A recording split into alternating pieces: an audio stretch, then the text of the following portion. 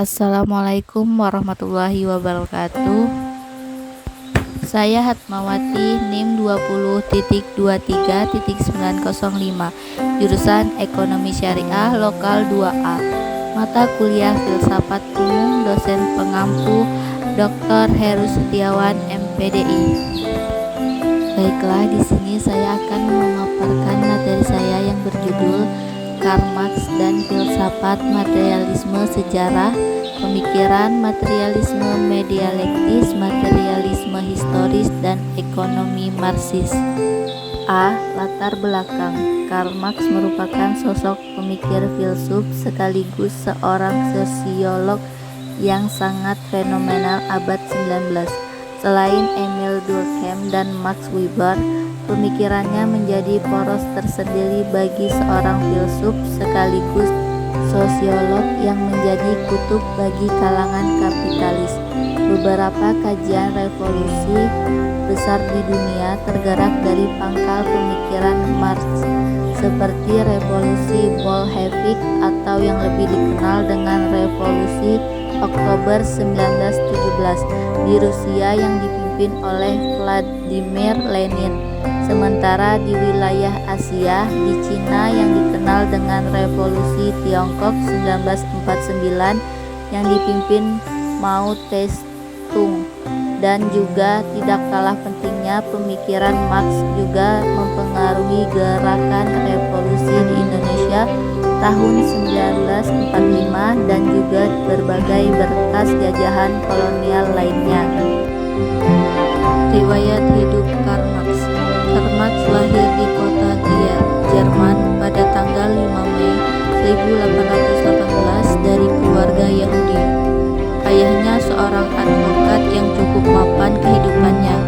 Pada tahun 1835, Marx pergi ke Bonn sebagai mahasiswa dalam bidang ilmu hukum, kemudian ia pindah ke Berlin untuk belajar kesastraan, sejarah, dan filsafat.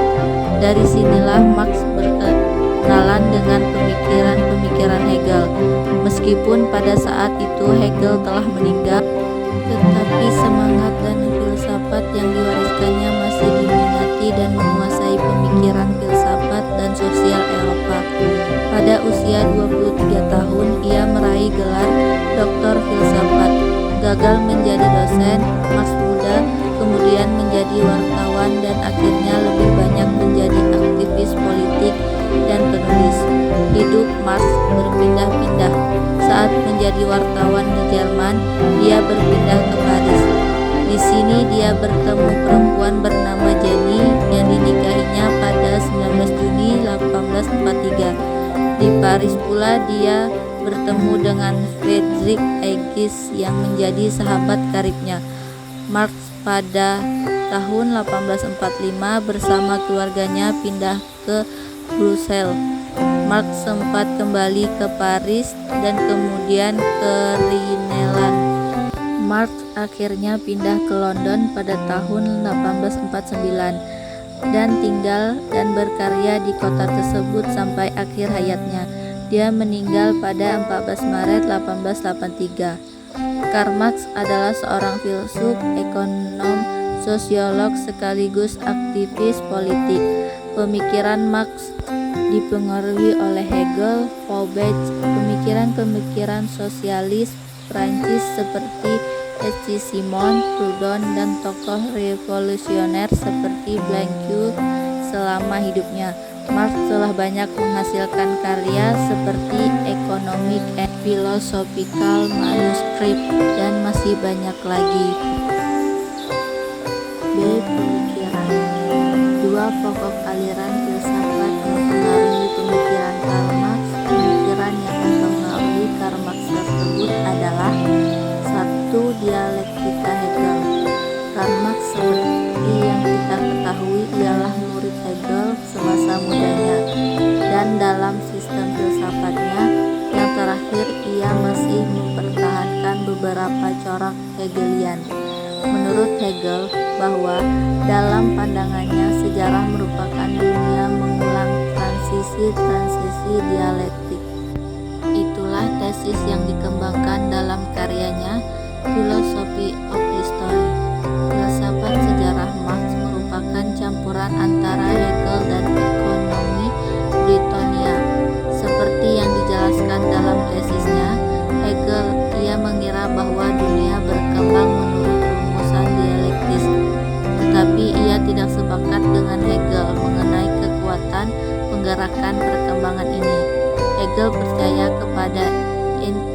identitas mistis yang disebut roh atau spirit yang menyebabkan sejarah manusia berkembang menurut tahap-tahap dialektik seperti yang dipolakan dalam logik karya Hegel. 2. Materialisme Feuerbach. Sebagaimana telah disebutkan di atas bahwa salah satu pemikiran pokok yang mempengaruhi pemikiran Karl Marx dalam filsafat sosialnya, khususnya yang mengenai materialisme, adalah dipengaruhinya dari pemikiran tentang materi oleh Feuerbach. Seperti juga Marx, Feuerbach merupakan salah satu murid yang pernah belajar filsafat kepada Hegel. Para murid Hegel sejak dahulu mendapatkan sebutan sebagai Hegelian muda. Feuerbach termasuk sebagai salah satu dari aliran Hegelian sayap kiri. Feuerbach memandang bahwa sistem filosofis yang sudah ditegakkan oleh Hegel adalah puncak tertinggi dari rasionalisme Barat. Masalahnya bagi Feuerbach adalah bahwa sistem Hegelian itu tidak cocok dengan kenyataan indrawi yang konkret. Kenyataan indrawi yang konkret itu adalah alam material. Alam juga adalah dasar terakhir dari kenyataan. Artinya, seluruh kenyataan dapat dikembalikan pada alam material sebagai kenyataan akhir. Materialisme dialektika. Materialisme dialektika adalah bukan semata-mata gejala materi dari kesatuan yang organik, melainkan bergerak dan berkembang.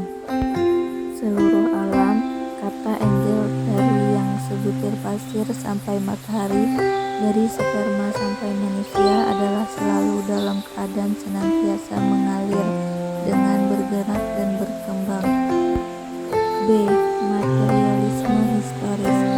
Materialisme historis adalah ilmu pengetahuan dari masyarakat manusia yang pada dasarnya mencoba untuk memperhatikan dan menjelaskan dialektika atau komunikasi.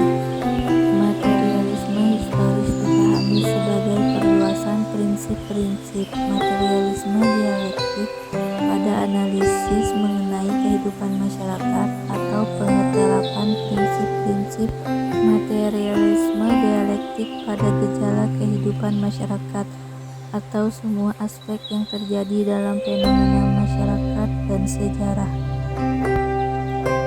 Itulah sedikit pemaparan materi saya tentang Karl Marx dan filsafat materialisme sejarah, pemikiran, materialisme dialektis, materialisme historis, dan